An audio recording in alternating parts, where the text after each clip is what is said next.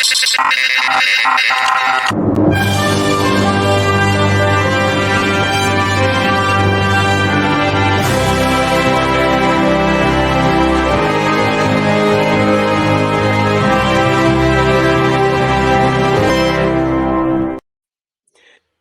and welcome to another episode of Movies That Make Us. I'm Jake. I'm Tracy.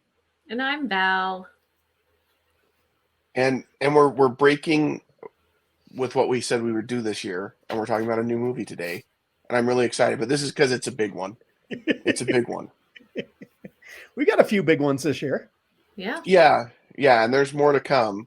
This is a big one. Yeah, sitting in the theater and seeing the trailer for Indiana Jones and the speed dial destiny of phones, or whatever it's called. Are we going to tell everybody? Are we going to tell everybody what we're doing? Indiana June? Indiana June? Yes. Yeah. I think that's going to be great. Yes. It's going to be great. Our very first movie that we talked about was Raiders of the Lost Ark. Yep. And so it's super, I mean, it is near and dear to our hearts. That we're hoping that was the panel that we pitched for FanX. So we're hoping that they'll invite us to come and do that like we did Spider-Man. We filled up a room. We would love to fill up a room again. And that's mostly obviously thanks to you guys coming and watching us and participating with us. And we appreciate that. So we'll see, but we love Indiana Jones. And so I'm excited for the new movie, and I'm excited for Indiana June. I think that's going to be great. But seeing that on the big screen, I was like, yeah, this is a big one coming out this year. We've got Spider-Man Across the Spider-Verse that's coming out. And I feel like this is the week after that one. Yeah, and Fast X is coming out. It's in 2 weeks. Yeah, I'm going to see that one on the 15th. Doesn't have a countdown clock, no. Well, the thing is so June starts when I start working again. Like I'm going to be out of town. And so I had to work with Channel 4 in the studios to see if I can wiggle my way around pre-recording and seeing stuff. I'm not going to be able to do a ABC for Good Things Utah Transformers review because I literally I get home on the Monday before it comes out. I have Tuesday to pre-record. I leave Wednesday. They're like, it's probably going to be a Wednesday screening, a Tuesday or Wednesday, which is telling me they don't think it's very good. I've heard some rumblings that one is not. It's Transformers for me. I'm going for the action. I'm going for the animals. I'm going for the running through the mountains. Like I don't go. Yeah, the first Transformer movie to me, and maybe we could have a Transformer month or something. But the first Transformer movie for me was like ultimate. And then after that, who cared about whatever story they were trying to tell? It was just, I just wanted to see all the, you know what I mean? Like that's what I go for is the, and I think this movie, I think Transformers will do well, whether it's good or not, it will do well because the audience doesn't care. Yeah. The people that are going to see it are going to go see it regardless of what like the critics say and think. I'll go to a G.I. Joe film regardless. Yes. Okay. I feel like, so I'm in my new office. Yes. It's pretty bare. I feel like I'm on one of those like murder Proof shows. Of life video? Like, no, like I'm being interviewed in like the Stark room 24 hours after I killed someone, and it's that video. I don't watch a ton of like those murder shows because I'm like, you know, To Catch a Murder or whatever. That's what I feel like is happening right now. I don't really watch those, but to me, it's like when I get in a meeting with people at work and they're like in the office, and so they've ducked away into a bare conference room and they're sitting in the conference room, and you're like, oh, that guy's in the office, sucker. Yeah. And then well, I moved up from the basement. I figured Dave plays Dungeons and Dragons. He can have his game room in the dungeon. There you go. I'm here. I've got all of my stuff over there. I'm going to figure out what's going to happen. Excellent. And if you thought that I didn't have an army bag full of Mr. Potato Heads, you were wrong. I found it. I don't. I was cleaning. I don't know that I've ever thought you had or didn't have. Like, I don't know that I've ever had a thought about how many Mr. Okay, Potato Heads. Princess Potato Head and Mr. Wow. Formal Potato Head and Now, Nothing Potato now Head. that second one you pulled out, that is appropriate for a wedding cake topper if you needed Yeah. a Yep. groom. Baby Potato Head. Who else is in here? Captain Hook is in here. Oh, Well, No. sure. But I literally have. This is when, and this is a way throwback of is that a stormtrooper? of what used to be a California Adventure before they changed the sign. When you came into the park, off to the right, there was a store that you could buy a box and you could fill it with Mr. Potato Head Oh, that's things. right. And as long Okay. as long as you could close the Close the lid, box. Yeah. it was like $20. It literally $20. So Mhm. every time Sammy and I went, we would do that, and you could do that at the Lego store too, in downtown Disney. So literally, I just have a bag full of body parts and potatoes, No wonder you feel like you're being interviewed for a murder. You've got a bag full of body parts. but they're just potatoes. So I So feel it's like I feel like There you go. It's Darth That's Vader. Darth Vader. Yeah. yeah. Yeah, there's everything in here. I found this while I was cleaning, and I feel like I just need to set them up. Like I need to put a shelf of potato Of heads. potato heads. I think you should. Yeah. I invested in this. Yeah. This is the biggest nose ever. That is a really big nose. So if you haven't caught on by now, we're recording after hours. We are. This is I thought this is would be fun for our after hours. This is movies that make us raw. I After got the hours, Skittles after so I dark. could stay awake. Yeah. You know, those will put 6 pounds on you. Your reaction, Tracy, to the Transformers month reminded me a lot of your reaction to M. Night Shyamalan March or whatever we were going to Like, March do we really Night need to- Shyamalan. Do we need to do that? Do we? Yeah. I mean, Yeah. if you want to talk about the original the cartoon, the Wells animated. cartoon, you know, then yeah. But Yeah. I'm not a Michael Bay fan, and I don't like what he did with the Transformers. So There you go. yeah, That's I've heard totally this fair. one's not. So it would great. turn in, instead of movies that make us, it would be movies that make us angry. We could do that. That kind of goes against our brand. We try and keep Yeah. Yeah.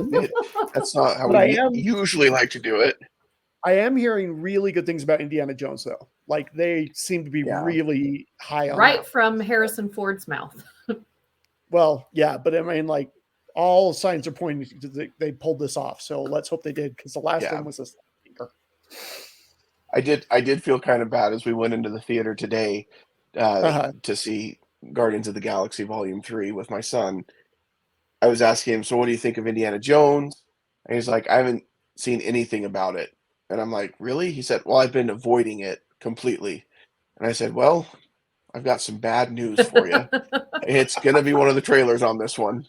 I'm like, do you want me to just cover your eyes while it's going so you don't see anything? And he was like, no, it's fine. And he was like, that does look really good. So he was excited about it. All right. I feel like the nice thing is I don't feel like I've seen the movie from the trailers. Yeah. Because there are some trailers. No, I don't feel that. Well, I just basically saw the movie. Yeah. Yeah. I feel that way about The Flash. I feel that way about The Flash. Yes. Like, I don't want it to be that, because they just put out a new trailer. And I had to answer some questions on it today. Mhm. And one of my biggest concerns, because I said, what do you hate or, not like about the trailer? And I'm like, there's nothing I don't like about it. But what I'm guessing is that everything that's good in the movie has been in all the trailers, because they have 3 different trailers, and I'm intrigued by all of them. Right. But usually what that means for DC is that we've seen all the good things. We've seen all the good and then stuff. we go see the movie, and somehow every good thing they showed us just goes to poo. Yeah. But I'm hoping that we're wrong, because early screenings have been very positive. Yeah. Yeah. So I'm hoping, man. I hope it'll be good. Come on, DC, give me some. Give me some. I hope Just it'll like be when good. have you seen the newest trailer? I have not.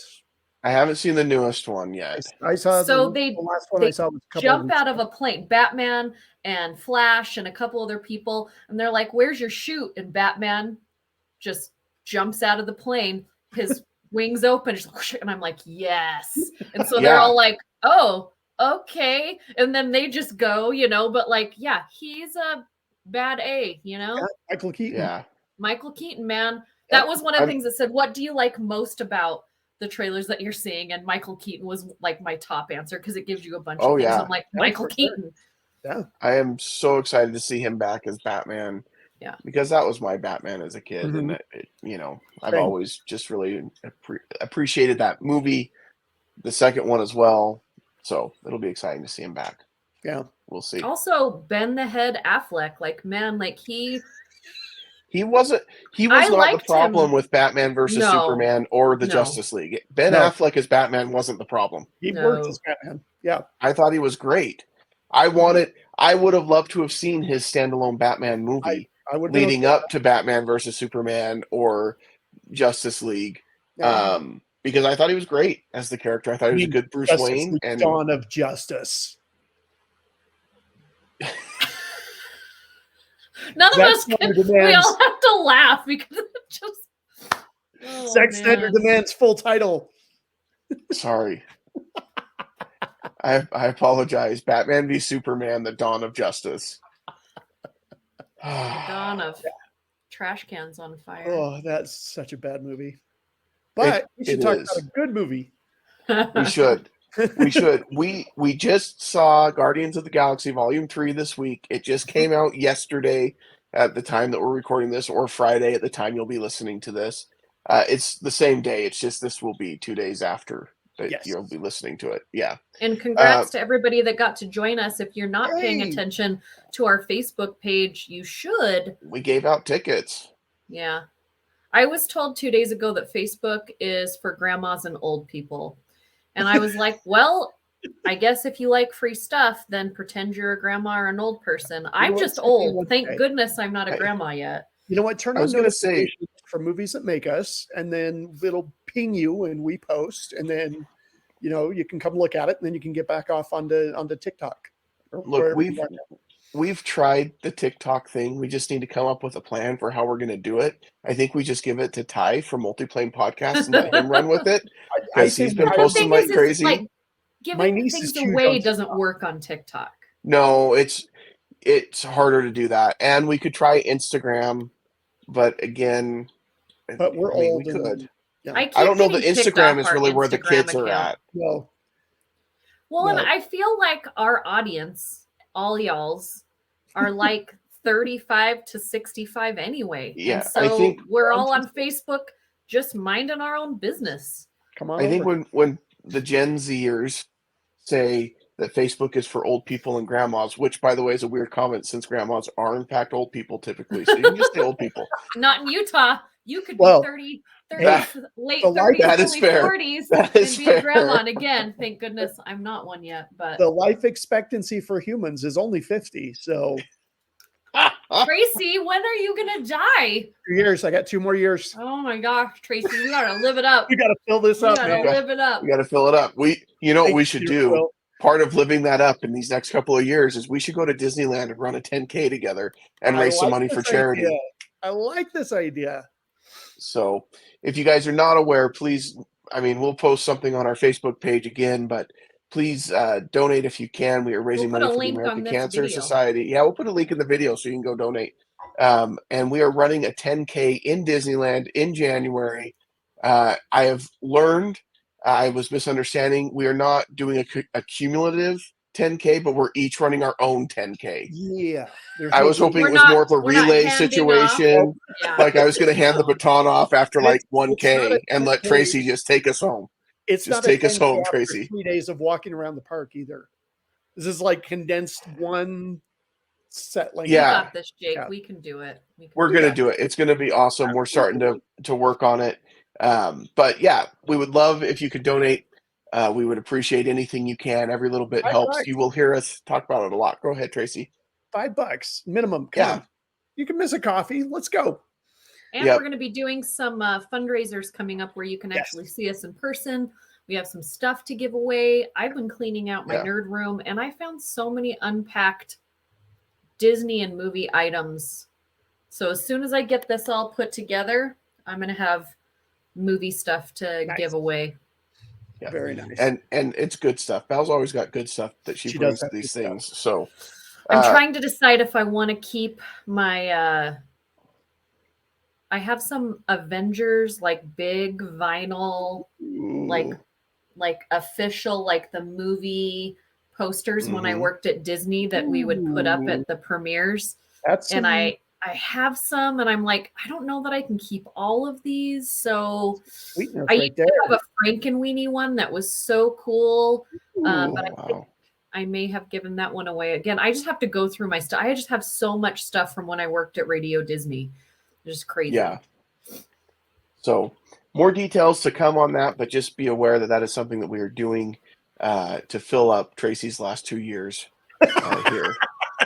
So we are going to be talking about Guardians of the Galaxy Volume 3. My advice to you would be this. If you have not seen the movie and you do not want it spoiled, we did, I don't know, like a year and a half ago, maybe a couple of years ago, an episode on the original Guardians of the Galaxy. Yes. Multiplane Podcast this month has been doing episodes on Guardians of the Galaxy Volume 1 and 2. Go check those out. Go see the movie and then come back and listen to us chat about it. And see it in the IMAX. Yes. Yeah. Definitely. If you have not seen it, go see it in IMAX. This is one of those movies when they say it was made for IMAX. This one really, really was. And this is cool. I was reading about this, and they did something like 1,600 variations. So it would be like, no matter what type of screen you see it on, you'll see it in the best possible optimized version for that screen. Oh, wow. So like That's a awesome. lot. IMAX, and then there's like, I mean, just Dolby, there's Atmos, there's all these different, visual projectors. And don't watch it on your phone. Don't watch it on your phone. No. Don't wait for it to come out on digital. This on isn't Disney one Plus. of those that you phone, watch at the please. gym on your phone. I do that a lot with movies that I'm screening, but this is not one of those. Last week's episode, Pride and Prejudice, you could get away with watching that on your phone, even though there is some beautiful cinematography, so you want it on a big screen. But yeah, you'd be fine. This you want more engrossed in the experience. But there will be spoilers. We just want to warn you about that now. So if you're sticking around and you're still here listening to us, you're either going to have it spoiled or you've already seen it. So either way, here we go. Here we go. All right, I'm going to throw it out right from the beginning. Okay. Go for it. Jonathan Majors, man. This is what a villain in the Marvel universe looks like. Yeah. Someone that is a little bit off, a little bit crazy, a little bit emotional, super intelligent, which is exactly the character that Jonathan Majors plays in Ant-Man. But in this movie, I am fearful. I don't know what's going to happen. I don't know which way it's going to go. And I don't know if it was Jonathan Majors or if it was the writing or if it was the edit. It could have been a little bit of everything, honestly. Because like the High Evolutionary Chakotay is how you say his name. He absolutely blew it away. Well, the interesting thing is he was in Peacemaker that James Gunn did over on DC, and he was really good. And James Gunn had so much fun with him that he was like, hey, come work on this. And let's be honest, Marvel has had for a long time a villain problem. They have. Loki was a great villain for a while before he became the hero. And then Thanos was a really good villain.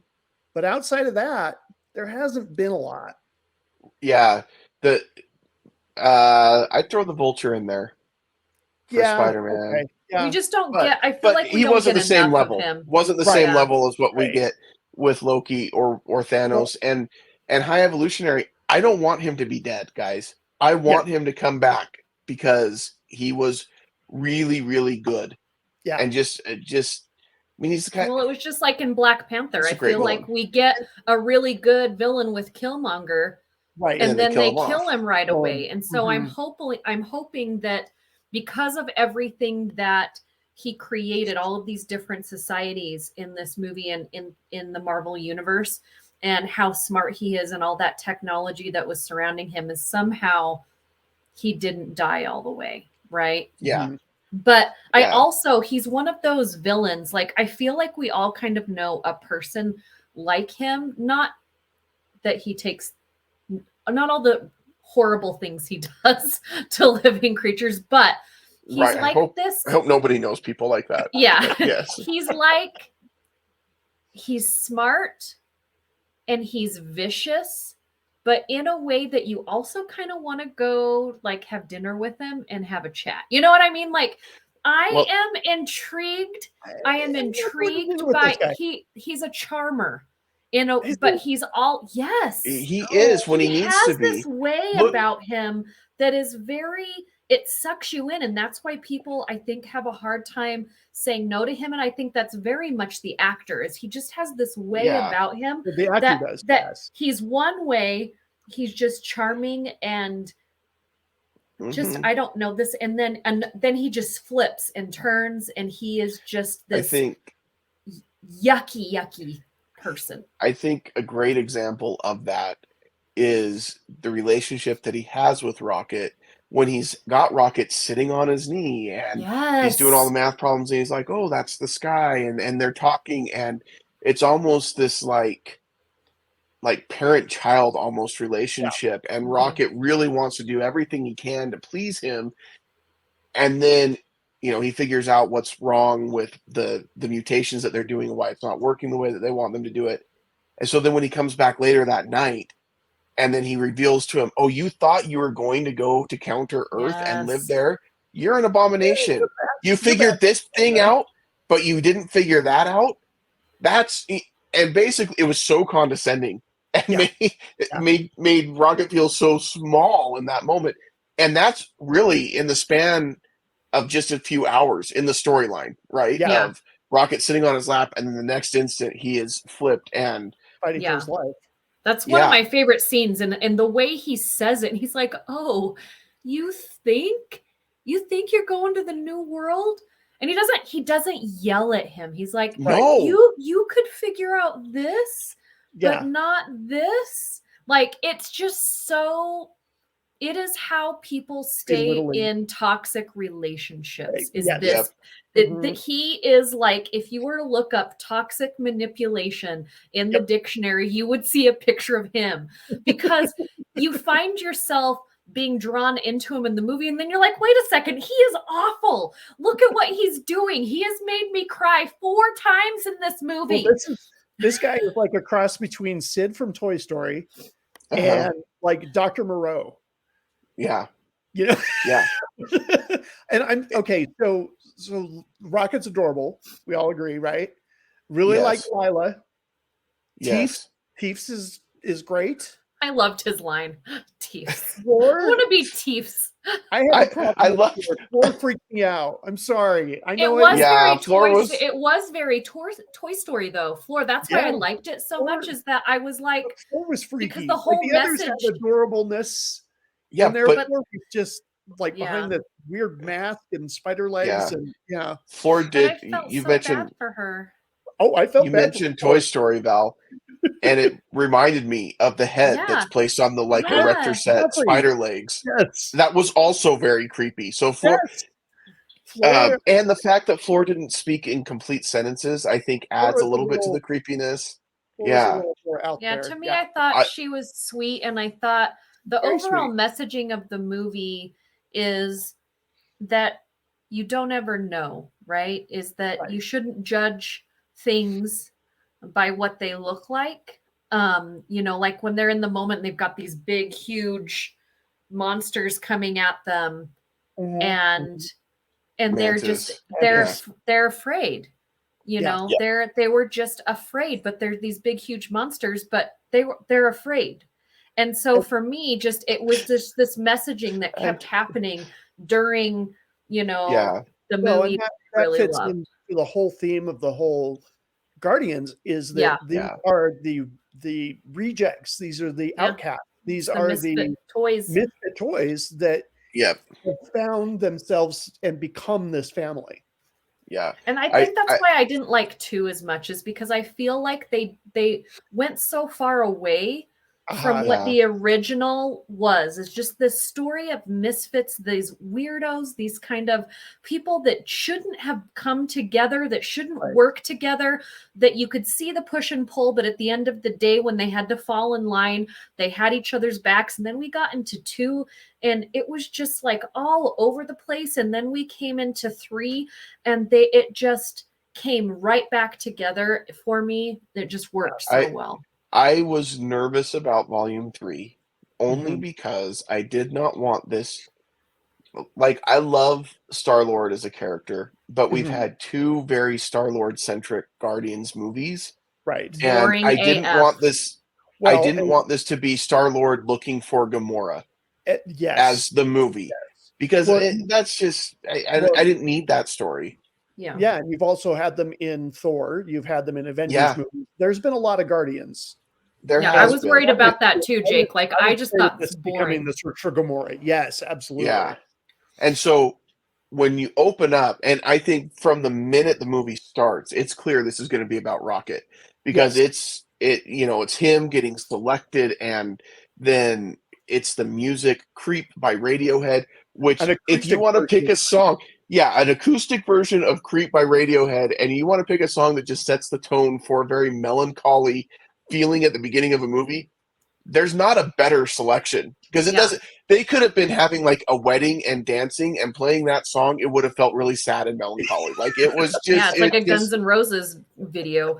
But like, I thought it was such a smart move, because we always talk on this show that lighting and sound and music are so important to the way that you can do so many things for the audience just by what we hear, what we see, without any dialogue whatsoever. And for them to open up with that song, because the other 2 movies, they open up with just all this energy, right? And so for this one, they open up and right away it's going to be different. So you're already putting it in the audience's mind that whatever you thought you were expecting, you need to step back from that. And you immediately, as an audience member, you're like, oh, and you shut everything down that you thought it was going to be. And you're now like, what's going to happen? So it's so smart. Even more so with Guardians, because we know how important the music has been for the first 2 movies. And you're already kind of thinking that, and then they hit you with this. Yeah. This is another great soundtrack, by the way. Like, and I think what I liked about this soundtrack is this was more, in Guardians Volume 1, it's a lot of the 70s stuff, which I grew up listening to because my dad listened to it. But this was like Space Hog and Radiohead and like songs that I remember when they came out. And it was more my time, I guess, which is still our time down here. Played. I know it's, but I will say that opening scene though, combined with the fact that as we showed up, Dave said he's a crier at the movies, and so he brought extra tissues if I needed them, because my wife quickly sold me out and told him that I was a crier at movies. So, which I don't hide. I've mentioned that before. And so those things combined, I'm like, every one of these characters that we love is going to die. Every one of them. They're just going to kill them all. James Gunn is like, scorched earth, I'm out of here, burning it all down. Yeah, it was so funny, because Dave and I were sitting at the press screening. So there's, 12 of us, whatever, in there. And everybody's just like, I'm not ready for Rocket, because everybody thinks that Rocket's going to die, right? And I said, wouldn't it be funny if they all effing died? Like, wouldn't it be ballsy for Marvel just to flatten the playing field? And everybody just looked at me like, and then there's a moment in the movie where you think almost everyone is going to die. Is a close death moment with every single person. Yeah, almost every single character. Almost everyone. So this is one of my Marvel problems. Marvel has a problem in letting things go, and I get that. This is a multi-billion-dollar IP. I totally understand that, but at some point, you got to kill people. Keep diluting the stakes.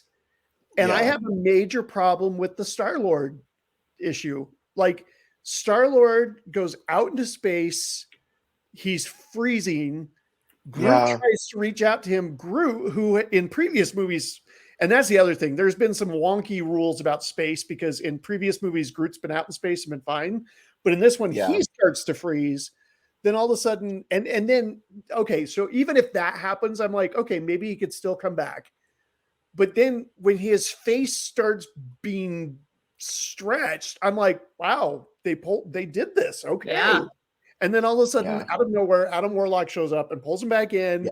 And then in the most slow motion Adam Warlock thing that he's done the whole movie. It's like the finger point from the painting, and it's like I had a major issue with that. I'm like, that was the only thing that changed my grade. My grade would have been a different grade if that wouldn't have happened. You can't keep trying to fake out the audience with stuff like this.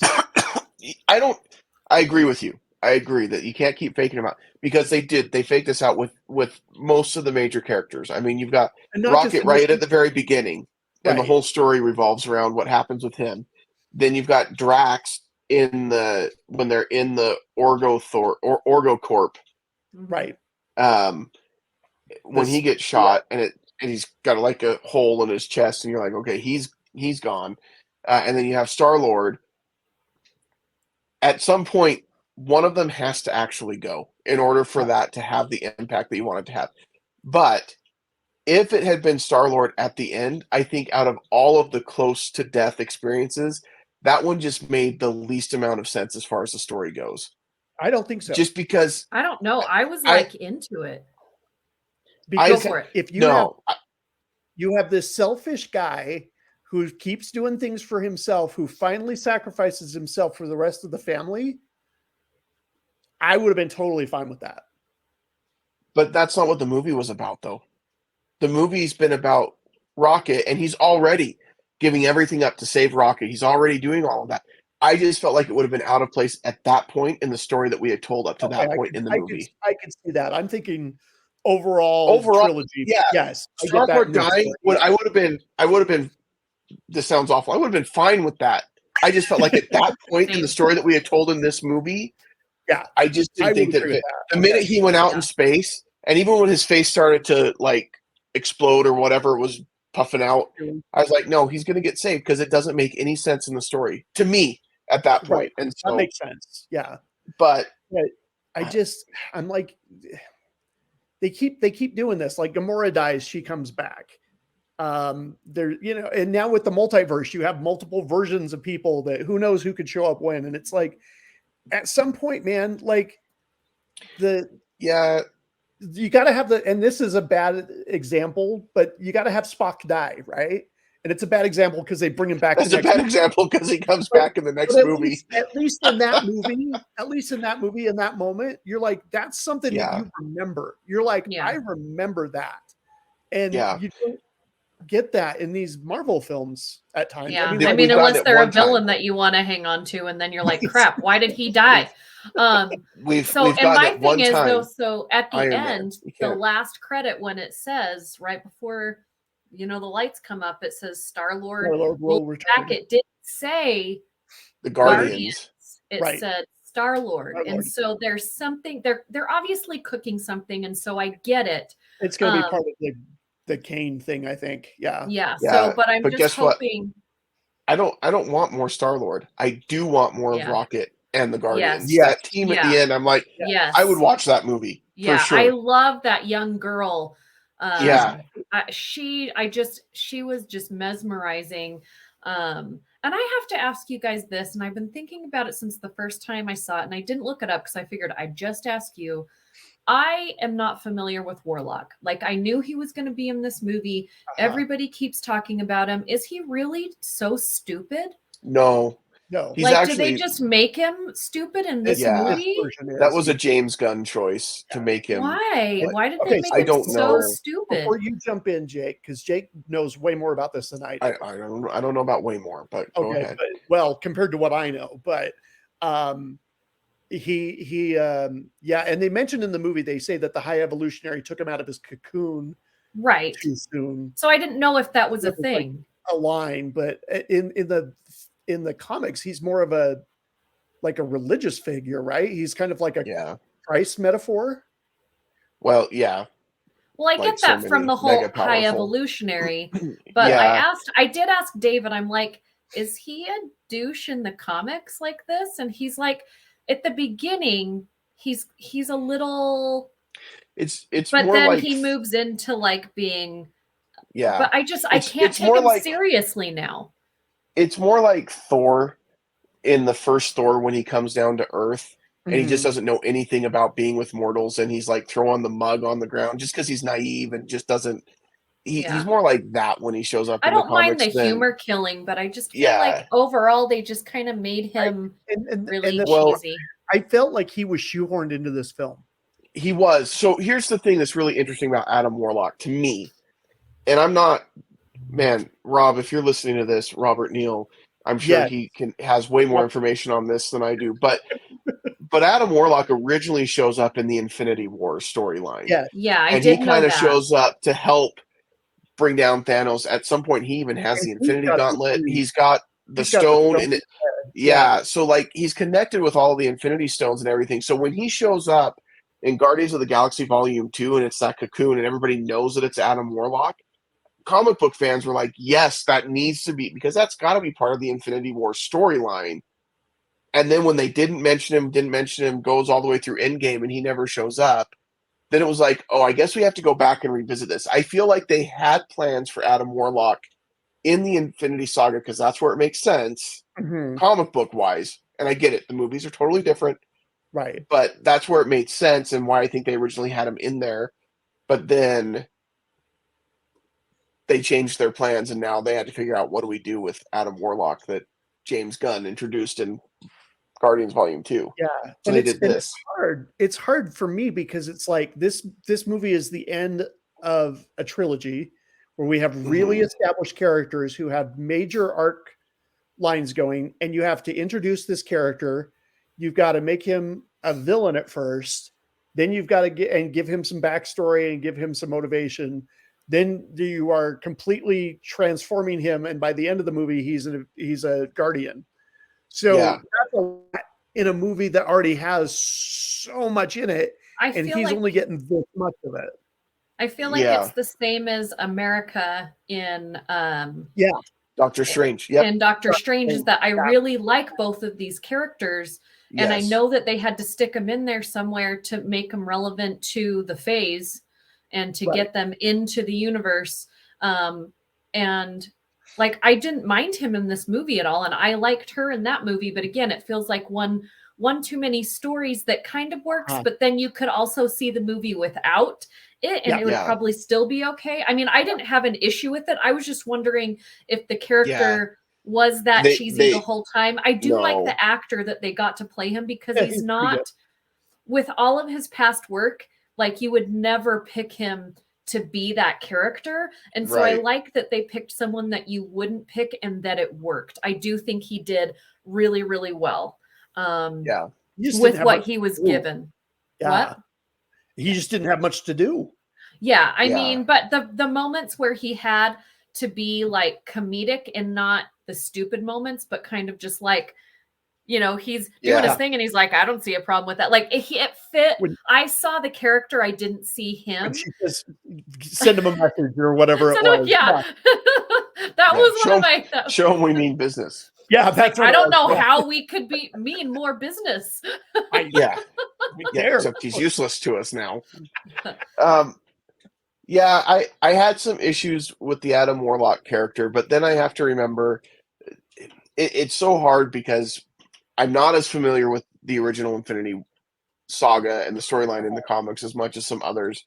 And you've always got to remember that they're building something different in the MCU than what they've done in the comics. And while they're using some of those Yeah. characters, but at the same time, like he didn't need to be that dumb. Yeah. But again, I do think he was shoehorned in because they're like, we got to do something. Like Yeah. everyone's expecting Adam Warlock to show up in this movie. Well, and So you kind of hit on it, and it's one of my other problems with the Marvel universe right now is that they're so, and this is much better. Like this is probably my favorite since Spider-Man No Way Home, right? I think this yeah, is probably the best one since. I'd say this is better than Black Panther 2, better than Doctor Strange, better than Ant-Man, Thor: Love and Thunder, Thor: Love and Thunder, but they're forgetting that they need to tell a complete movie and then not worry so much about how it's going to feed into the next one. Like, I get that. And again, this is a multi-billion-dollar thing, but it's like, and this one was much less so. Like, Ant-Man was all set up for future phase, whatever. This one was much more self-contained, which I was great with. And I love the fact that both end credits were self-contained within the Guardians story. Yeah, I liked that too. I thought that was good. Yeah, watching it again today, one of the thoughts I had was, yeah, really, you could put on, and there's very few trilogies within the Marvel Cinematic Universe this works, but you could put on Guardians 1, 2, and 3, and really you'd be okay. Like, it would tell a beginning, middle, and end of an actual self-contained story. You can't do that with Captain America because Civil War is totally, Avengers 2.1 or whatever, leading into Infinity War. Right. You can't. I mean, Thor's all over the place. Number one, you got to get through the second Thor movie in order to get to the third one to watch a whole trilogy there. I don't think you even need to watch that movie. No, you could do a trilogy and just leave that one out and do Thor, then Ragnarok, and then Love and Thunder, and that'd be an enjoyable day at the movies for me. Yeah. But okay, so tell me if I'm wrong here. I felt like they spent too much time with Rocket on the sidelines being sick or dying. Like, I want more Rocket in this movie, and to me, it was a reason to give him the backstory because he's never going to tell the story. But at the same time, it was like, I felt like they sidelined him a little bit too much. Like, Rocket's one of my favorites. I wanted more of him in there as opposed to him on his deathbed for half the movie. I was okay with it. Yeah, I can see what you're saying, Tracy. And I think if you are a really, really big Rocket fan, it definitely feels like, I mean, adolescent Rocket's not the same, as he's still in the cage. It's not the same Rocket with the same funny quips and all of that stuff that we know him for. But I felt like you said, I don't know how else they tell the backstory because Rocket's never going to share it. Right. And I mean, it's not like the Guardians get in on bits and pieces of it, but they don't get the whole thing because the audience is let in on that. But that leads me to my one major complaint with the movie is I do not feel like some of the backstory moments worked, but then there were other parts where it's like the movie's going along and then all of a sudden we're having a flashback, and it felt disjointed to me at times. It didn't feel like it flowed naturally in that. There were definitely times where it kind of just shows up. Yeah. And they start flashing back. And usually in a film when you're doing that and it's somebody that's in a coma or whatever, like it's tied to them being there and then it shows what they're thinking or dreaming or whatever. Mm-hmm. And there were a couple of parts where it just jumps right in. Yeah. And it had nothing. And that was a little bit weird. Yeah. But it wasn't enough that it took me out of the film. Like, I still really enjoyed it. Oh, for sure. But Rocket's out of action for a lot 2/3 of the movie, maybe even more.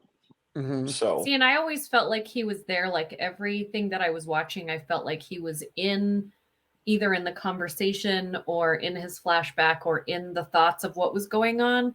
For me, I felt like some of the moments with Gamora were a little long. I think that the fight scene when they're on the ship, when the planet is going down, because you've got the big thing coming out of the planet and she's, trying to save Rocket and there's something coming, like that fight scene was a little too long for me. Mm-hmm. I also think the fight scene when they're in like the planet that looks like a brain that they have to infiltrate with Nathan Fillion. Well, it looks like it's gross. It looks body part. It's gross. But it like when they're fighting in what looks like a cafeteria, I felt like that went on a little too long. I feel like you could shave about 15 minutes off of this movie. I really like the hallway fight scene though, where it's that is my favorite fight scene of the whole movie. I leaned over to my brother and I said, Daredevil no longer has the coolest hallway. I said that to Dave. I said, we have a hallway. Except for I also had to tell him who Nathan Fillion was.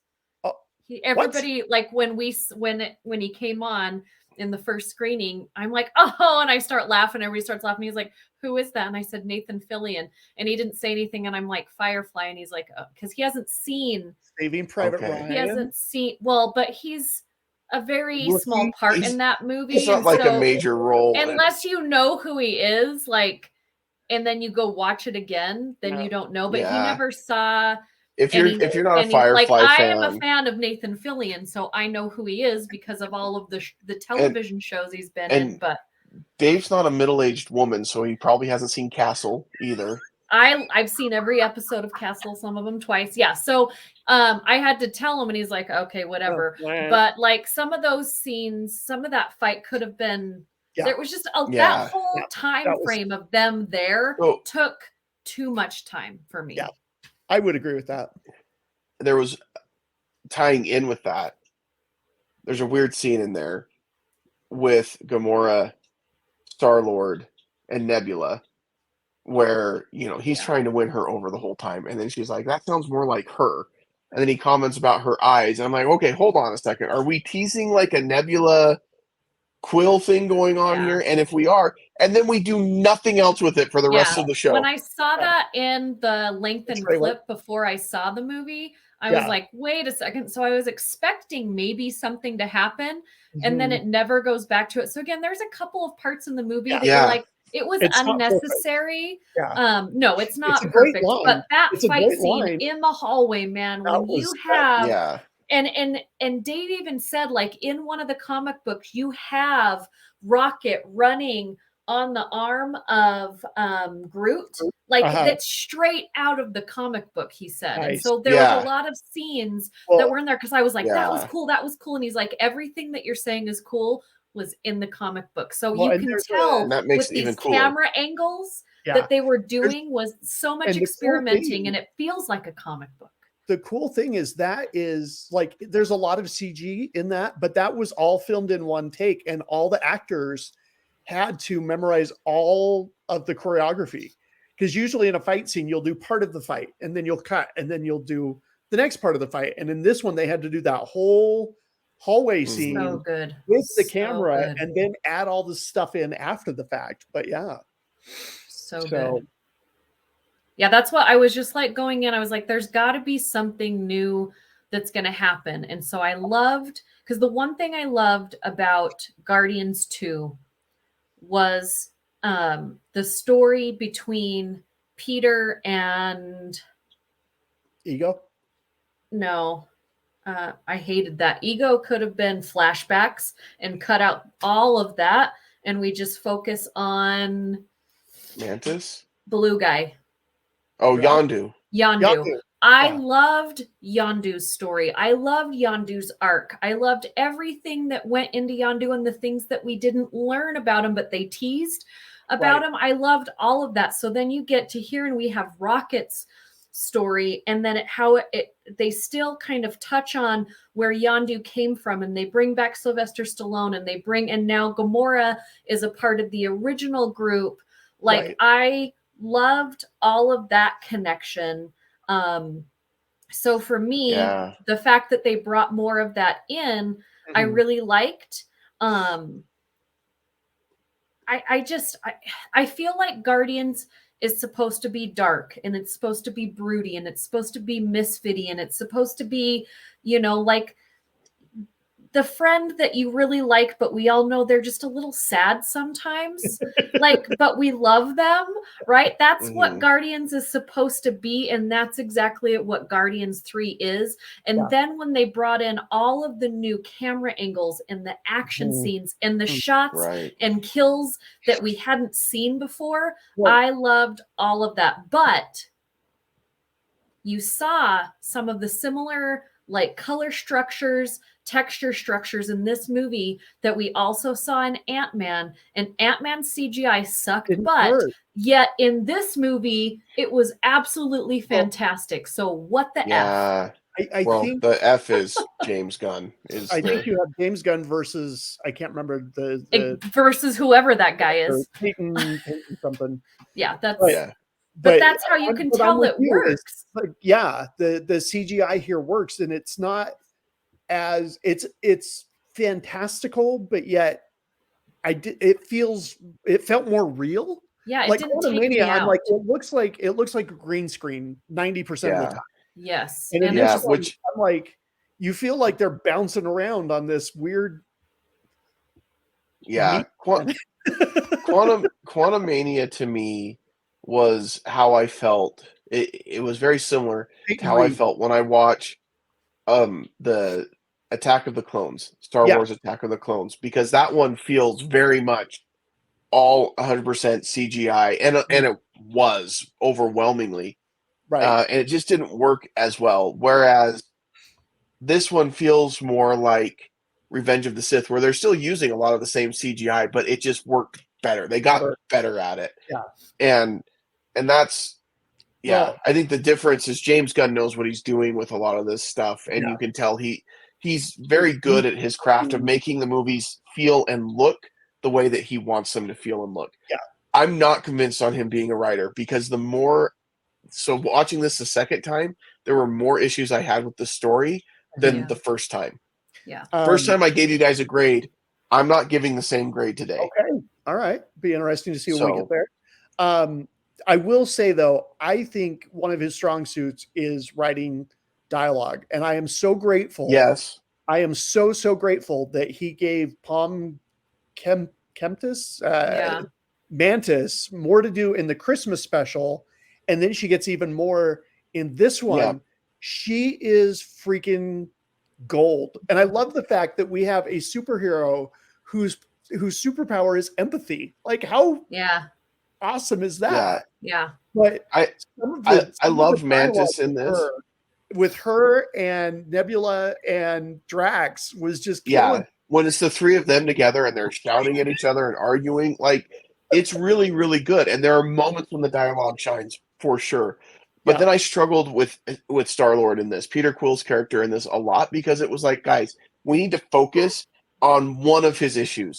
Is it that he can't get over Gamora and wants her back, and now she's going to be there the whole time, and he's got to deal with that not being his Gamora? Or is it that he's got to go back and reconnect with his grandfather? Because we bring that in, and when she brings that up the first time, it's like out of nowhere. She's like, well, have you thought about going back and visiting your grandpa? He's like, what the? This is in the middle of, and I thought the same thing. I'm like, I feel like you're calling yourself out here, James. Like, it just didn't work for me. Shoot, what was I going to say? Anyway, we'll come back, but I can see that for sure. And I haven't seen Guardians 1 for a while, so I forgot that was his grandpa. So at the end, like, I knew that was his grandpa, but I'm like, is this supposed to be like an actor that I'm supposed to remember? Or my brother's like, it's the same guy who played it in 1. I'm like, oh, okay. Yeah. Cool. And I feel like that end credit scene and him going back and reconnecting with his grandpa was what he should have been doing between Volume 2 and Volume 3. Yeah. And between Volume 2 and Infinity War, because I feel like that ending fits much better with the storyline that we see in Volume 2, where he's found out who his dad was, he's lost Yondu, and it's like, maybe I need to go back and reconnect with my grandpa and go see him on Earth and catch up. I could see that, to me, makes more sense than this, where we're dealing with the Gamora thing and that, and it was just I do like too that much. there wasn't, he gave us like the misfit happy endings, not the happy endings that you thought you would get. Like, you had Gamora walk away. She wasn't in on the group hug because that wasn't her, and she found a place that was her home, and she, you could tell at the end she appreciated the relationships that they had.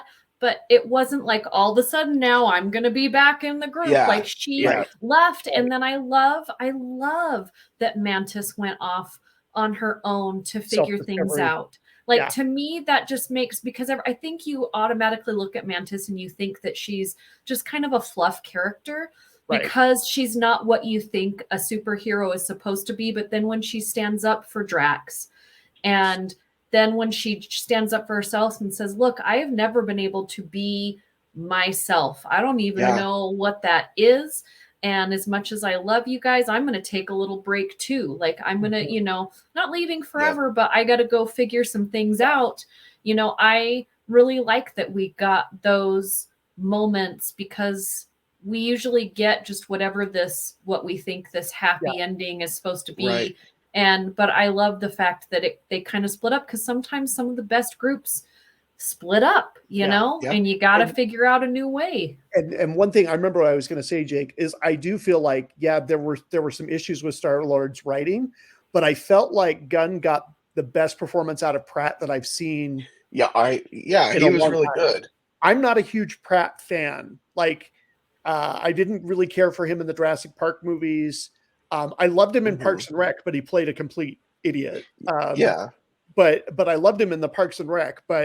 And I liked him in Guardians. I've liked him in this role, but this one, to me, he really, like, he's not the most well-dipped. Like, he doesn't have the most depth as an actor as some, but he's got 3 looks. He really goes as far as I think he's about able to go in this movie, as far as dramatic responses, and that I thought was good. That's the other thing. To me, I feel like it's Star-Lord. I'm not a huge fan of Star-Lord. I feel like, I've enjoyed him in Jurassic Park, but again, it's a 2D character. Yeah. But when I saw him, I think, what was the movie? The Tomorrow War. When I watched that, I was like, there were moments, I didn't care for the movie as a whole, but there were some moments in that movie that I was like, if he was pushed by the right person in the right role, I feel like it's there. There were some moments in that movie where I saw something different. I'm like, there's some stuff in this one that I'm like, okay. And I think Gunn is really good about pulling that out of the actors. Yeah, I just think Star-Lord as a character just isn't deep. But speaking it's pretty shallow. There was one moment in the movie that I loved, and this made me think of Jake, and I actually tapped you on the arm when this occurred. And I think it's Mantis that says to Drax, and she's like, you weren't meant to be a destroyer. It was Nebula who says Nebula. And she says, you were meant to be a dad. And that line is gold. And I'm like, that to me, that's Jake. Like, you are seriously, like, Jake, I don't care how much you want to destroy things. You're a dad. And there are days with my kids, and I do want to destroy things. I think some of the character development that we saw, particularly with Mantis, particularly with Drax, Nebula, and I guess all of the Guardians really, except Gamora. I'm like, she's fine. Like, I think what we did with Gamora is establish this is not Gamora. Yeah. This is previous Gamora, and she's lived a different life over the last 10 years. And she said, as the actress has said, she's not coming back. So she walked away. This is at her. the end. She is gone. Yep. Yeah. But we saw incredible growth with Mantis, incredible growth with Nebula. I felt like we saw her more as a caregiver, more as a leader, stepping more into that role. Star-Lord was great, but Drax was probably my favorite. Dave Bautista continues to impress me. Yeah, and he had said this is his last time being Drax. Yes. He's not going to come back as Drax. And that's okay. If this is his swan song as Drax, it's great. And I want more Dave Bautista in a lot of things, because I think he is really, really talented. I read somewhere, this was interesting. I read somewhere that somebody said Dave Bautista works on his craft, whereas Dwayne The Rock Johnson works on Dwayne The Rock Johnson. Yeah. I don't know that we need to throw anybody under the bus here. I think we can just see Dave Bautista as but that to me, but I continue to see growth out of him, which I love, because I never watched him wrestle. I didn't know him from anybody until I saw him as Drax. And seeing him go from just kind of a stupid doofus to, that part where he is communicating with the kids. Yeah. And Star-Lord's like, why didn't you tell us? And he goes, why didn't you ask? Yeah. When he and that moment is so amazing, because it's right after they call him stupid. Yeah. Basically, over and over again. Not basically. They call him stupid over and over again. And granted, he forgot that because Mantis helped him forget it. Right. But then we get to see, no, he's not. He's amazing. Like when he starts acting like a monkey, which looked a lot more like a robot to me, but that's fine. But that moment, and the kids all responding and doing that, and then he breaks into their language. Yeah. it teared me up the first time. It Yeah. teared me up the second time. It got me right there, man. It was really well done. And even just when Nebula says that, you were born to be a dad, and the look that he gives her, I'm telling you, man, that is somebody who is working on becoming a better and better actor with time, because it was, you can say so much with an expression, so much with body language, and he does that in that moment.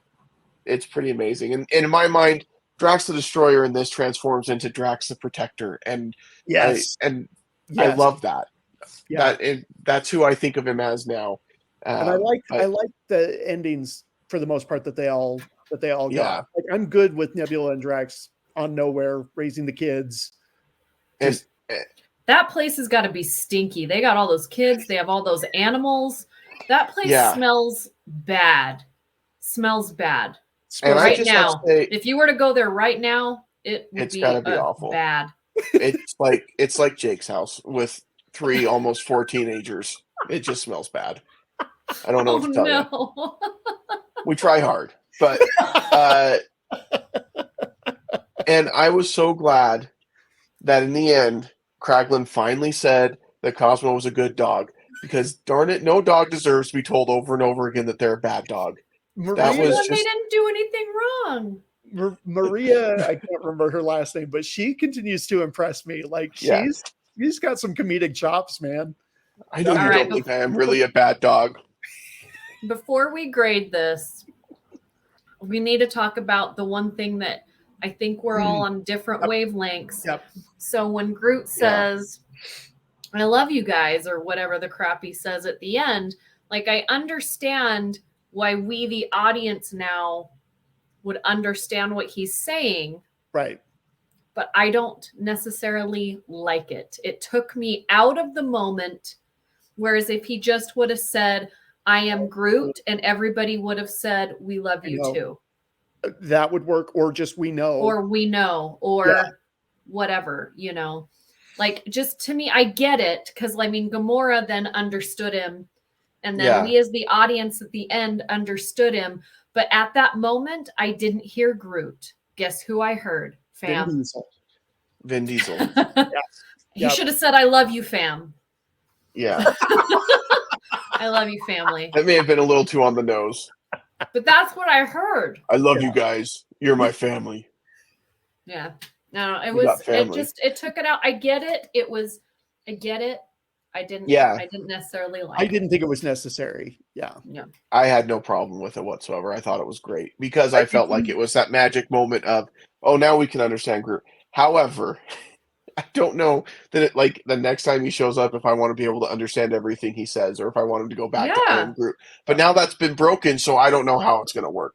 Yeah, I can see the problem with it. I don't want to hear him now. I still want to hear the I am Groot. Yeah. Yeah. And like, I didn't hate it, but I also didn't like it, just because we're so used to just inferring what he's saying when he says that. I mean, like he says in this one, he says, I am Groot, and everybody's like, oh, you know? It's like, he's like, you guys are just making stuff up that he's saying, right? Like, I loved that line. And I like the fact that, like, Groot's still finding out he can do stuff that he didn't know he could do. Like, Kaiju Groot was pretty impressive. Oh my god. Yeah. I love the little head Groot with his little that was crazy. Like, I want that. That was straight out of Can the I thing. get a character of that? Yeah, just the head Groot with the how's your karaoke? Because you might have been able to get a character of that, just the head. So unless I'm like a couple drinks in, or it's something better than another toy to put on my desk, I'm not going to sing karaoke. Maybe for charity. For charity, I for would sure. sing karaoke. We would do a karaoke night. Sober. Yeah. I think we're gonna have to. Well, that's the only way I know how to sing karaoke at this point. Yeah. So sober, but for charity, I would do it for sure. I think it's one of those things. Now that we've done it, where he said, "I love you guys," there's no going back, and I think that's my biggest. Like, I get it; it was kind of a great moment, but if we're gonna see Groot again, now I don't know how you go back on that. Yeah. Vin Diesel's got dialogue now, like. Yeah, and I'm not sure. I've always thought this is his best work. Just saying, I am Groot over and over again. True. That's not true. He's fine. I'm not trying. All right. We've had a lovely discussion, and Val has to go and divide us. No, but I think that is going to be one of the most talked about things with this movie. Is the "I love you guys" at the end? Yeah. I think people are gonna. That's what going do to you be the guys dividing think? Like, point. put in comments. Like, yeah, do you like it? Do you not like it? Do you think they have to stick with it now with us understanding him, or could they possibly go back? Like, let us know. We want to know your thoughts on this. What were your thoughts when you heard it? What were your thoughts overall with Did Volume 3? Say anything in the end credit scene? I don't remember. No, he just comes up from being a rock, okay. And then, yeah, which totally surprised my son. By the way, it was really funny. We were watching it, and all of a sudden he's like, "All right, Groot, let's go." And then comes up out of the rock. He's like, "What?" That's great. Yeah, it was really, really well camouflaged. So, so let's do the grading. Okay, we'll start with you, Tracy. All right. It was nice to have a good Marvel movie again. It felt like it had been a while. It felt like this is. I like the fact that this felt like a closure for this trilogy. I do feel like it pulled a couple of its punches, and that held back. It's dark again. I mean, by now we've spoiled the whole movie, but this is one that they had to go there with the animal abuse, and they did. It's pretty hard at times. But I like James Gunn. I'm excited to see what he does with the DC universe. I'm going to give this one a B+. It's not perfect, but it's a lot of fun. Yep. It's also a B+ for me. I've already said the few things that I didn't love about it. There was a couple things that took me out. It could have been about 15 minutes shorter, but most things can be about 30. And this I only said about 15. So I feel like that's pretty good. So yeah, B+ for me. Yeah. I agree that to me, this was Marvel is back, in my opinion. I mean, the last few movies, I get where they were going. I get what they were doing with it and things like that, but they were just hard to get through. This one, I was really excited about it, and it delivered. I think when I came out, I was like, it was euphoria for me because it was like, this is a great movie, a great ending to the trilogy. I gave it an A- the first night. Going back, revisiting it, it dropped it down to a B+ because I saw a little bit more of those things in it. That's still really, really good. Like, I think if you are a fan of Guardians of the Galaxy, if you're a fan of the MCU, you're going to come out of this movie very pleased. Yeah. And I think you'll enjoy it quite a bit. It's a funny film. There's a lot of really funny stuff, but they do a really good job with that, giving us the darkness that Guardians should be, giving us the emotional, like, ambiance of what this story is, and then giving us that Marvel humor plus action that we look forward to. I think it's very well rounded in what they give us. Yeah, I agree. All right, so there you go. If you haven't seen Guardians of the Galaxy Volume 3, we're sorry. We did try to warn you at the beginning. We said there was going to be spoilers. But if you haven't seen it, go see it and enjoy everything. Yeah, and if you've seen it, go see it again. It's the theater. It's great. Local theaters need your dollars. Go see it again. Enjoy it. See Nathan Fillion bouncing around in a meat suit and a meat planet. Those were the who thought that out of everything on that planet is like streamlined and clean, and then you just put them in brain suits with like, I thought it was so great. This is James Gunn, still, being James Gunn. Like, to me, there were several moments in this where I felt like, okay, this is the director of Slither. This is the director of Super. This is the trauma and TROMA filmmaker that he used to be, coming out to play for a little bit. So yeah. And Nathan Fillion still plays it so straight in the most ridiculous outfit that he's worn in a long time. And it was just totally like, just, as they're chatting anyway, the boss's nephew or whoever was on his team. Oh my gosh, it was so great. Yeah, everything he does just drives me crazy. Everything. And he just looks at it. He's like, the best side eye. Not even trying to hide the disdain. Yeah. No, doesn't even care. This guy's great. Yeah, I love him. But this guy over here, no. All right, guys, go see Guardians of the Galaxy Volume 3. Let us know your thoughts in the comments below the video. We always appreciate your feedback. And make sure that you follow us in all the places. Facebook is where we will be giving out tickets to future screenings. And that way so you definitely want to follow. And then you would see us at the movies. sometimes we're up in the little balcony spot and we'll wave down to the peasants below. It's great. No, just kidding. That's one of our winners. Looking at you, Steph. Friends of the program said, yeah, next time we better be sitting up there with you guys. Hey, listen, we don't make the rules. We get told where to sit. We don't. We do. Yeah, we do. We get there and they say, this is where you're sitting, and that's where we sit. So you did. Thank you. But anyway, we would love to see you at the movies. So make sure you follow us on Facebook for those opportunities. And now I feel weird saying it, but until next time, we won't see you at the movies. I don't know how else to end it. Creep. I'm a loser.